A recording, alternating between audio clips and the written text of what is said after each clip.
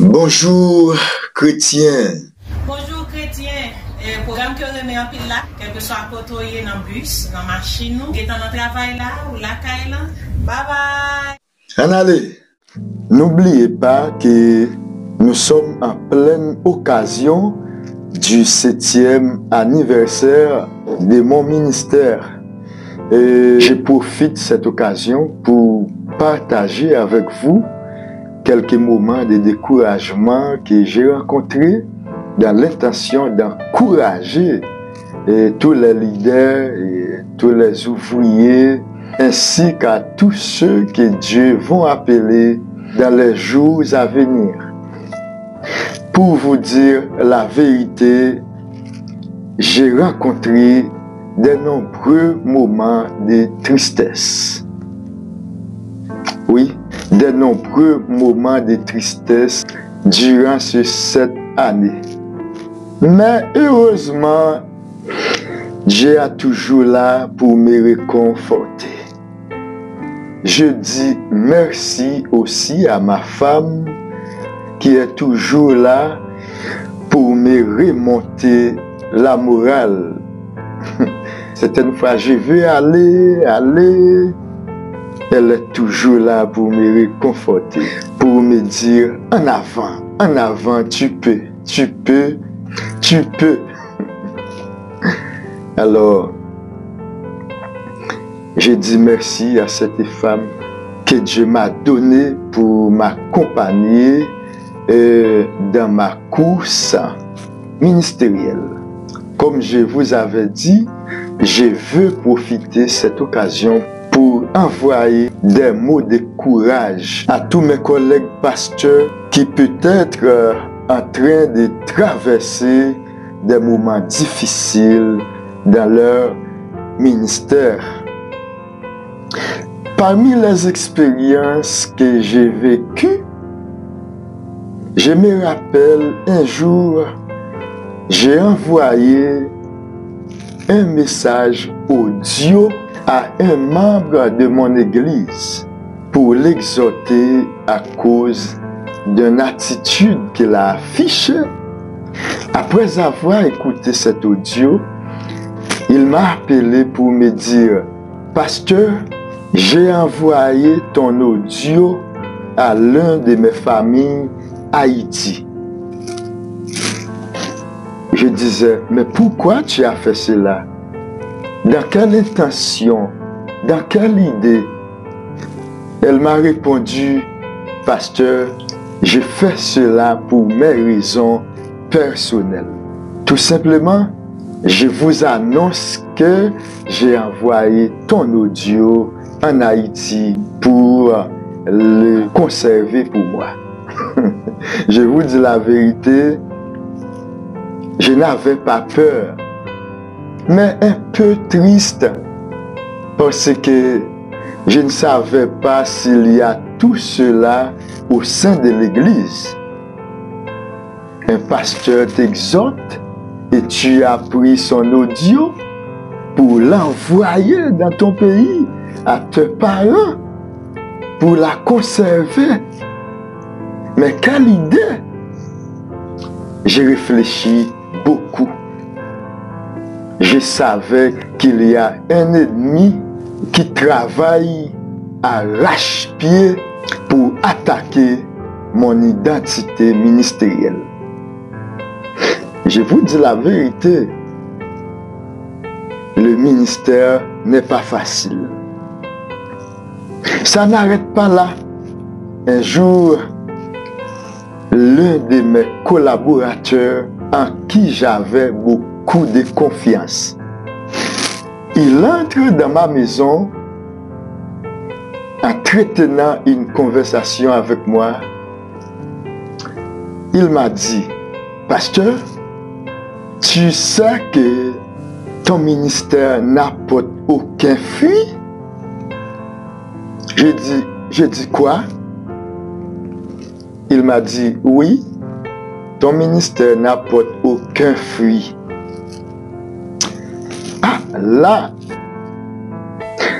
un vent de découragement commence à souffler au-dedans de moi. mettez-vous à ma place. Un collaborateur vient chez un pasteur au lieu d'apporter des mots de courage. Pour moi, pasteur, tu sais que ton ministère n'apporte aucun fruit. Je dis, mais pourquoi tu dis cela, mon frère? Il m'a répondu, pasteur, tu n'as aucun de tes fidèles qui est en bonne santé spirituelle. Là, mettez-vous à ma place. C'est-à-dire, l'ennemi vient de m'attaquer physiquement, moralement, ou de toutes les manières. Je lui déclare ouvertement que cette déclaration est fausse. Je dis, je connais que j'ai beaucoup de fidèles qui sont en train de faire beaucoup d'efforts. Et je commence à citer quelques noms. Mes frères et sœurs, n'oublie pas que prophète Élie a fait une déclaration. Prophète Élie disait à l'Éternel, tous tes prophètes sont tombés dans l'idolâtrie. Il ne reste que moi qui est disponible pour défendre ton nom. L'Éternel dit à Élie, non Élie, détrompe-toi. J'ai environ 700 hommes qui jamais fléchissent leurs genoux devant Baal. Détrompe-toi, Élie. Alors je dis à ce collaborateur, détrompe-toi. Je connais qu'il y a des fidèles dans mon église qui servent Dieu fidèlement. Alors pour vous dire la vérité, de mon côté humain, j'étais très abattu. Mais du côté spirituel, Dieu m'a remonté pour rejeter cette déclaration sur mon ministère. Mes frères et sœurs, le combat spirituel, ça vient de toutes les manières. N'oubliez pas que Jésus, dans Matthieu chapitre 4, Jésus a terminé un moment de jeûne, 40 jours et 40 nuits. Satan allait lui rencontrer pour attaquer sa foi. Mais Jésus, qui avait un esprit de discernement, Jésus l'a combattu avec la parole. Donc, puisque j'ai répondu à ce collaborateur en lui disant, je connais qu'il y a des ouvriers, qu'il y a des membres qui font beaucoup d'efforts. Et moi, je sais que j'ai fait beaucoup d'efforts dans mon ministère. Il m'a répondu, ok pasteur, dis-moi quel progrès que tu as fait dans ton ministère.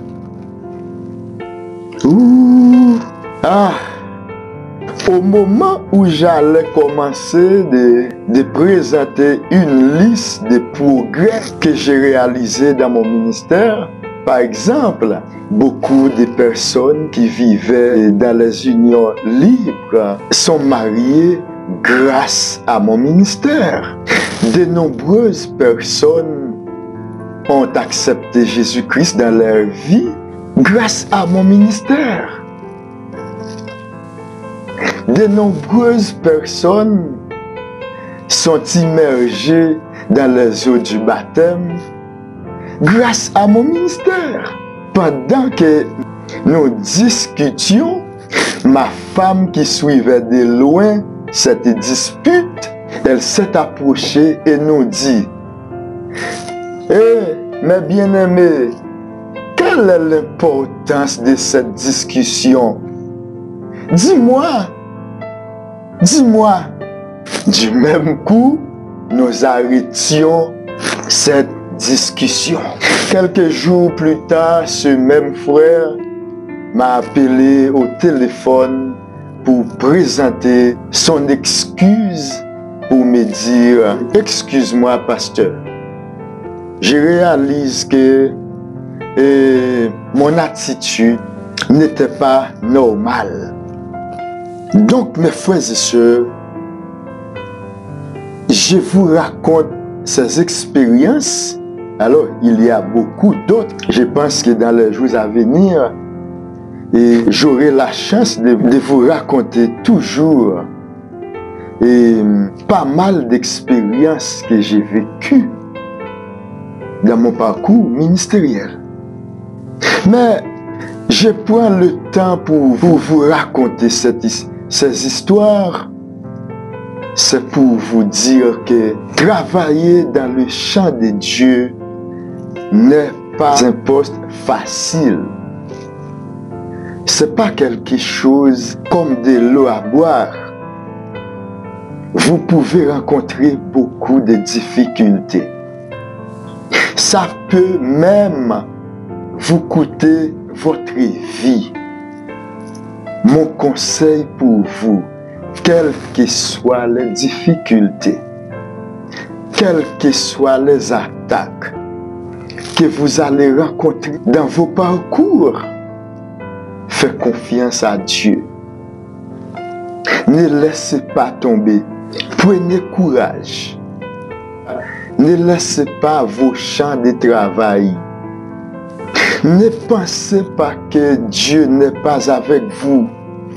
Des fois, les difficultés rencontrées dans les parcours ministériels peuvent vous pousser à penser que pour dire que Dieu ne m'a pas rejeté, pas mal de pensées négatives peuvent vous emporter vers le chemin du découragement. Certaines fois, vous pouvez même culpabiliser soi-même. Prenez courage. Que Dieu réconforte chacun de vous afin de poursuivre vos parcours ministériels.